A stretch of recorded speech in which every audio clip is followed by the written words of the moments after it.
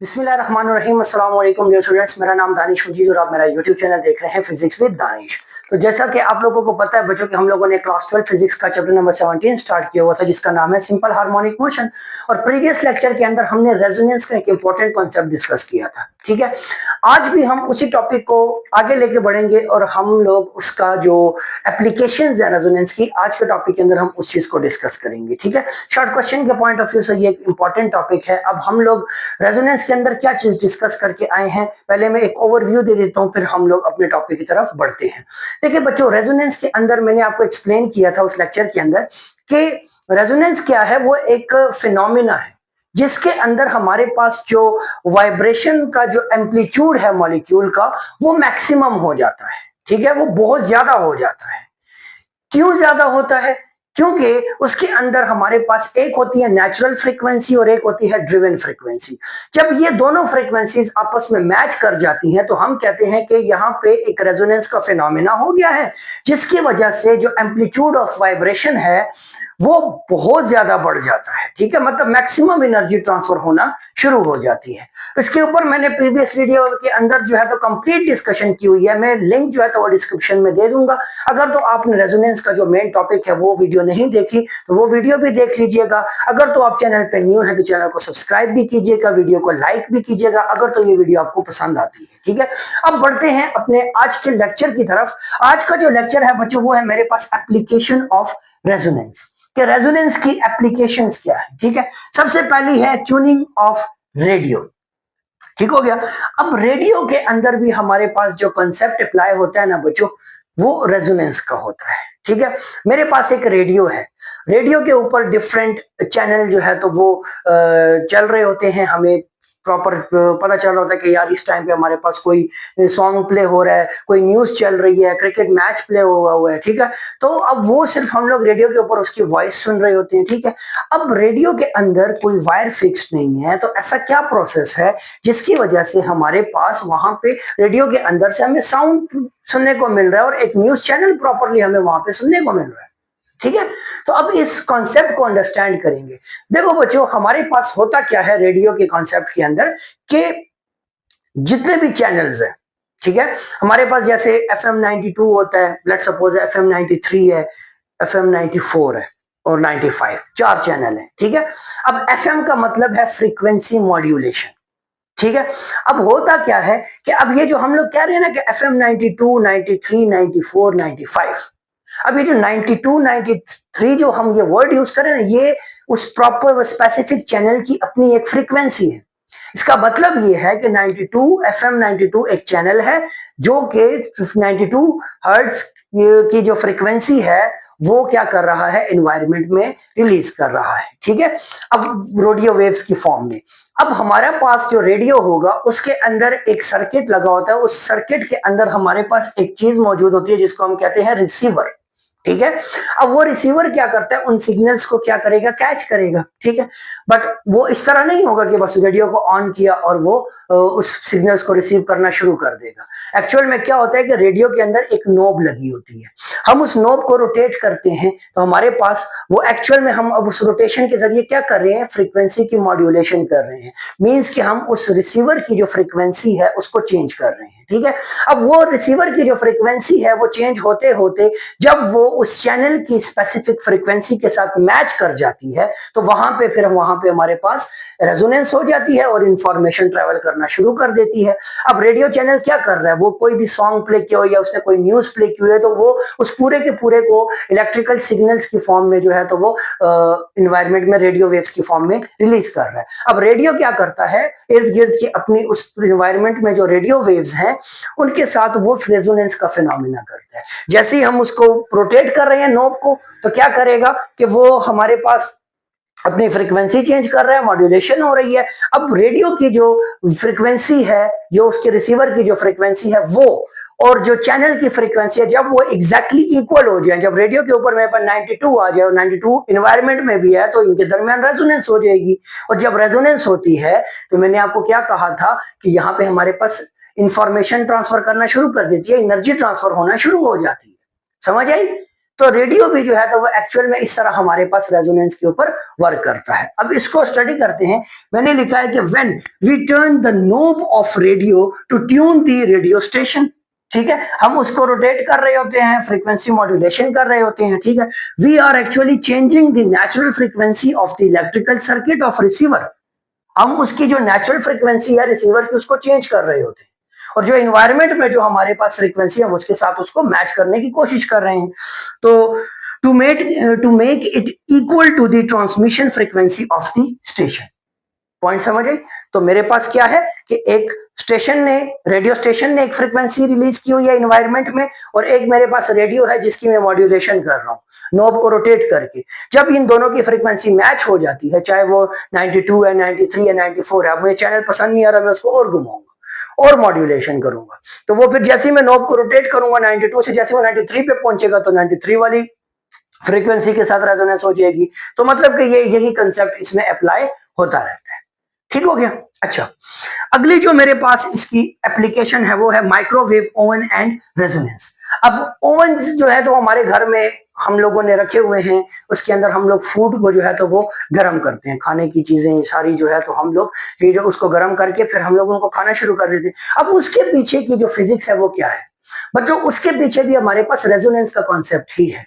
Resonance क्या करता है? देखो, फूड है मेरे पास, फूड के अंदर हमारे पास वाटर मॉलिक्यूल्स मौजूद होते हैं, पार्टिकल्स उसके होते हैं। अब हमारे पास ओवन के अंदर माइक्रोवेव्स प्रोड्यूस होती हैं, ठीक है। अब वो माइक्रोवेव्स जो हैं तो वो क्या कर रही होती है, पार्टिकल्स के साथ जाके हिट हो रही होती हैं। अब उससे क्या होता है कि हमारे पास पार्टिकल्स का एम्पलीट्यूड ऑफ वाइब्रेशन जो है तो वो इंक्रीज होने लग जाता है, ठीक है। अब जैसे ही इनके दरमियान रेजोनेंस हो जाती है, तो जैसे रेजोनेंस होती है तो वो जो पार्टिकल है उसका जो एम्पलीट्यूड है वो फुल मैक्सिमम अपने अमाउंट तक ऑसिलेट करना शुरू कर देगा, और जब वो ऑसिलेट करेगा तो उसके अंदर जो भी चीज पड़ी हुई है हमारे पास वो गर्म होना शुरू हो जाएगी, ठीक है। तो अब इसको देखें कि when food is placed in oven the water molecules in a food oscillate by absorbing maximum energy from the microwaves. ठीक हो गया? उसके बाद the frequency of the microwave become equal to the natural frequency of water.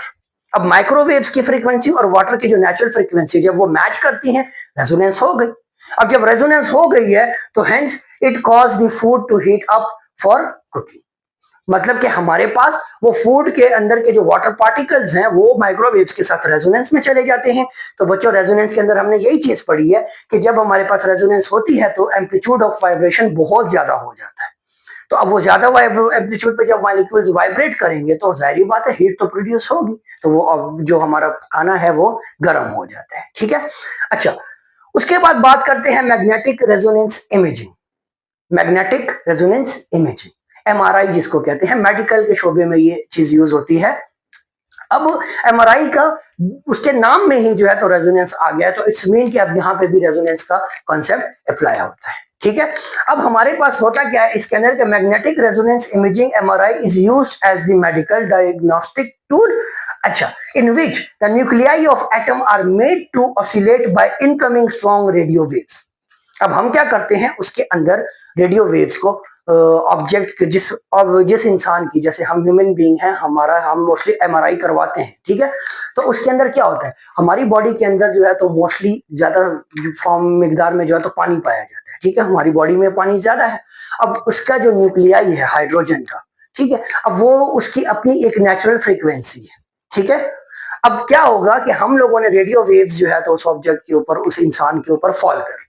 अब वो radio waves क्या करेंगी, वो उनकी जो फ्रीक्वेंसी है रेडियो वेव्स की और जो हाइड्रोजन की न्यूक्लियाई की जो फ्रीक्वेंसी है, जब वो मैच कर जाएंगी, ठीक है, ऑसिलेशन फ्रीक्वेंसीज जब मैच करेंगी तो इनके दरमियान जो है तो एनर्जी ट्रांसफर होना शुरू हो जाएगी, ठीक है। अब जब एनर्जी ट्रांसफर हो रही है तो इसी दौरान हमारे पास इमेज भी बनना शुरू हो जाएगी। उस एनर्जी एब्जॉर्प्शन का जो पैटर्न है उसको हम लोग फिर डॉक्टर जो है तो वो एब्जॉर्प्शन पैटर्न जो है तो उसकी इमेज बनती है, और डॉक्टर फिर उसको रीड करके और हमें फिर सारा का सारा जो हमारी डिजीज के रिलेटेड जो भी इंफॉर्मेशन होती है वो फिर हमें देते हैं, ठीक है। तो अब इसमें देखें कि in which the nuclei of atom are made to oscillate by incoming strong radio waves, और उनकी जो फ्रीक्वेंसी होगी वो 100 मेगाहर्ट्ज होगी, रेडियो वेव्स की जो फ्रीक्वेंसी होगी, ठीक हो गया।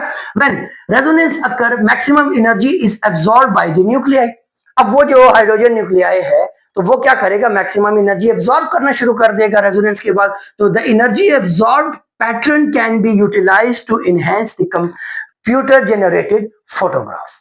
वही बात मैंने की कि हमारे पास जब हाइड्रोजन का न्यूक्लियाई और रेडियो वेव्स इनकी जब दरमियान रेजोनेंस होगी तो maximum amount of energy absorption होनी शुरू हो जाएगी। अब जब एनर्जी एब्जॉर्ब हो रही है तो उस एब्जॉर्प्शन के पैटर्न को जो है तो वो फिर क्या किया जाता है, कंप्यूटराइज फोटोग्राफ में कन्वर्ट किया जाता है। फिर डॉक्टर जो है तो उसको रीड करके और फिर हमें बताते हैं कि क्या क्या इश्यूज हैं। अच्छा, उसके बाद रेजोनेंस इन गिटार की बात करते हैं। गिटार के अंदर भी हमारे पास रेजोनेंस देखने को मिलती है। देखिए बच्चों, गिटार की जो स्ट्रिंग होती है ना, आप अगर सिर्फ उस स्ट्रिंग को बजाना ऑसिलेट करना शुरू करें ना तो हमारे पास इतना प्रॉपर, इतना ज्यादा लाउड साउंड प्रोड्यूस नहीं कर सकती। वो स्ट्रिंग वो बहुत ज्यादा छोटी होती है, ठीक है कि स्मॉल थिन होती है। बट फिर ऐसा उसमें क्या होता है कि जब हम उस स्ट्रिंग को ऑसिलेट करते हैं तो एक लाउड साउंड जो है तो वो प्रोड्यूस होता है। एक्चुअल में गिटार के अंदर भी बच्चों हमारे पास क्या होता है, रेजोनेंस का कॉन्सेप्ट अप्लाई होता है। देखें, when the guitarist strikes the guitar strings, a vibration is produced. This vibration is transmitted to the wooden box. अब गिटार के पीछे वो वुड का एक बॉक्स लगा होता है, ठीक है, उसके अंदर एयर मौजूद होती है। अब गिटार की स्ट्रिंग को जैसे ऑसिलेट किया जाता है तो उसके अंदर की जो एयर है उसके दरमियान जो कॉलम्स हैं उनके दरमियान और गिटार के स्ट्रिंग के दरमियान जो है तो वो रेजोनेंस हो जाती है, ठीक है। तो फिर क्या होता है कि दस resonance occur sound is and sound is amplified. अब क्या होता है कि जैसे ही रेजोनेंस प्रोड्यूस होती है तो फिर क्या होता है कि एक लाउड साउंड जो है तो वो हमें सुनने को मिलता है, ठीक है। अब ये वो चीजें थी जहां पे रेजोनेंस होती है। अब हम वो चीजें डिस्कस करते हैं कि जहां पे हम लोगों ने रेजोनेंस को अवॉइड करना है। अच्छा, तो बच्चों अब हम उन चीजों को डिस्कस करते हैं जिनके अंदर हम लोग हमेशा रेजोनेंस को अवॉइड करने की कोशिश करते हैं, ठीक है। इसमें जो हमारे पास दो कॉमन चीजें हैं, एक एरोप्लेन्स हैं जिसके अंदर है, एयरप्लेन्स जिसके अंदर है, हवाई जहाज जो कि हम लोग ट्रैवल करते हैं एक पॉइंट से दूसरे पॉइंट, ठीक है।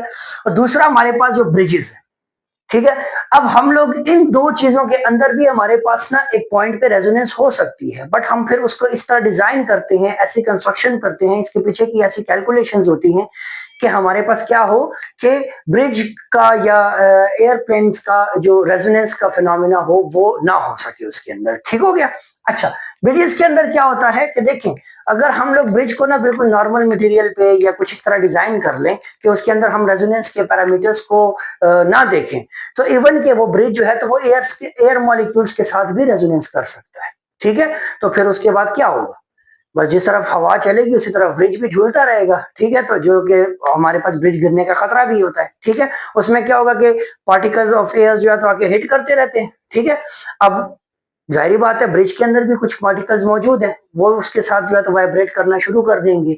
अब एक स्लो स्लो वाइब्रेशन बढ़ती जाएगी, एक पॉइंट आएगा कि एयर की फ्रीक्वेंसी और उन पार्टिकल्स की जो फ्रीक्वेंसी है वो मैच कर जाएगी, तो बस फिर ब्रिज जो है तो वो झूलता रहेगा, ठीक है। एक ये एग्जांपल भी आप ले सकते हो। दूसरा ये कि रेजोनेंस के अंदर कि अब लेट सपोज यहाँ पे जो बुक के अंदर एग्जांपल दी गई वो सोल्जर्स की जो मार्च होती है ना उसके अकॉर्डिंगली दी गई है कि the soldiers are order to break their steps while marching on the suspension bridge, ठीक है। The rhythmic march on the bridge generate vibrations that cause the molecules to bridge to oscillate, molecules of bridge to oscillate on their natural frequency. Thus, amplitude of vibration increase and resonance occurs that causes the bridge to collapse. अब इसमें क्या होता है कि हमारे पास जो मार्च होती है जिसमें आर्मी वाले सोल्जर्स जो होते हैं तो वो जो पांव उठा के जमीन पे जो मारते रहते हैं एक कंटिन्यूसली एक रिदम के साथ साथ, ठीक है। अब उसके अंदर अब वो देखें तो वो नॉर्मली मेन रोड के ऊपर होता है, ब्रिज के ऊपर जाके वो नहीं होता। मार्च जो है तो कभी भी ब्रिज के ऊपर आपने नहीं देखी होगी। उसके अंदर खतरा होता है, खतरा ये होता है कि जैसे जैसे वो पांव उठा के जमीन पे मारते हैं तो उससे एक रिदम क्रिएट होती है, ठीक है। एक टाइम पीरियोडिक मोशन होता है ना कि एक फिक्स टाइम इंटरवल के बाद वो पांव उठाते जमीन पे मारते हैं, पांव उठाते और जमीन पे मारते हैं, जिसकी वजह से क्या होगा कि पार्टिकल जो ब्रिज के हैं वो स्लो स्लो वाइब्रेट करना शुरू कर जाएंगे। अब स्लो स्लो उनका vibration of amplitude of vibration जो है तो वो बढ़ता जाएगा, बढ़ते बढ़ते एक पॉइंट आएगा कि सोल्जर्स की ये जो रिदम है जिसके साथ ये पांव उठा के जमीन पे मारे हैं इसके साथ रेजोनेंस हो जाएगी ब्रिज के पार्टिकल्स की। फिर क्या होगा कि इधर सोल्जर पाँव मारेंगे, उधर ब्रिज जो है तो ऊपर नीचे ऑसिलेट होना शुरू हो जाएगा, और जिससे हमारे पास ये खतरा होता है कि क्या हो सकता है, ब्रिज टूट सकता है, गिर सकता है। ठीक हो गया। वहीं पे अगर एयरप्लेन्स की बात करें, उसके जो विंग्स होते हैं, अब एक्चुअल में वहां पे रेजोनेंस कहां पे देखी जाती है, विंग्स में देखी जाती है। विंग्स उसका जो है ना वो फ्लेक्सिबल पार्ट होता है प्लेन की बॉडी के अंदर। अब होगा क्या कि if the periodic vibration of wind become equal to the natural frequency of the wings, अब विंग्स के अंदर जो पार्टिकल्स हैं उनकी अपनी एक फ्रीक्वेंसी है, वाइब्रेशनल फ्रीक्वेंसी है, और विंड के जो पार्टिकल्स हैं उनकी अपनी फ्रीक्वेंसी है। ठीक है। अब इन दोनों की फ्रीक्वेंसी अगर मैच हो गई तो क्या होगा, रेजोनेंस होगी, और रेजोनेंस होगी तो फिर जिस तरह हवा चल रही है तो जहाज भी फिर उसी तरह उड़ता रहेगा। ठीक हो गया। तो यहाँ पे और उससे फिर हमारे पास क्या होता है, उस जहाज का जो है तो डिस्ट्रक्शन का खतरा होता है। ठीक है। तो ये वो दो पॉइंट्स हैं जहां पे हमें जो है तो रेजोनेंस को मेनली क्या करना पड़ता है, अवॉइड करना पड़ता है। ठीक है बच्चों। तो उम्मीद करता हूं कि आप लोगों को ये सारा कॉन्सेप्ट समझ आया होगा। कोई भी क्वेश्चन हो, कोई भी क्यूरी हो तो मुझे कमेंट करके जरूर बताइएगा बच्चों। अगर तो आप चैनल पे न्यू हैं तो चैनल को सब्सक्राइब कीजिएगा, वीडियो को लाइक भी कीजिएगा, और अगर पसंद आया हो ये कॉन्सेप्ट तो अपने दोस्तों के साथ लाजमी शेयर कीजिएगा। तो नेक्स्ट वीडियो तक अपना ख्याल रखिए, तब तक के लिए अल्लाह हाफिज।